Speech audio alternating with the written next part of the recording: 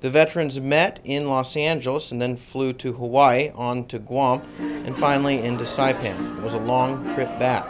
For many, a time for reflection on 60 years of birthdays and Christmases and Thanksgivings. At 19 years old, you didn't do much thinking. You was just thank God you were still alive. They returned fathers, grandfathers, and great-grandfathers. 60 years ago, they were welcomed with machine gun fire from hostile troops. This time, it was pretty girls with leis and marmars and island music.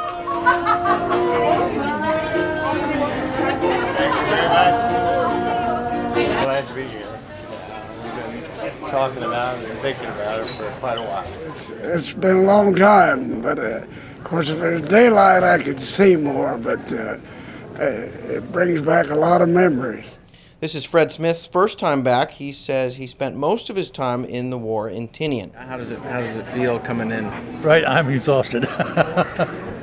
But that's great. How does it feel to be back here in Saipan? I don't know. I was kind of worried about coming because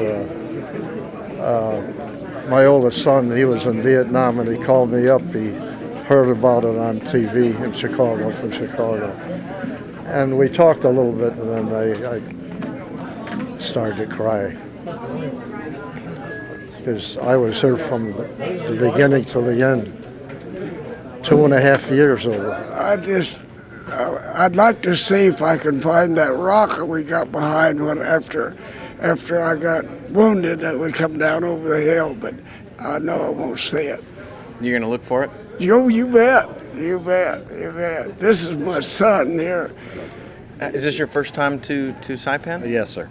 Now you probably flew in. You probably saw Guam in the sunlight. Right. Tonight flying in, but exactly. You're flying into the dark here. What do you?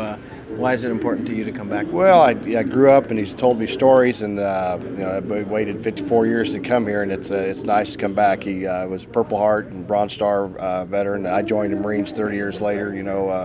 Just kind of run the family. The welcoming was emotional for the veterans, but also for those in the community that came to pay their respects.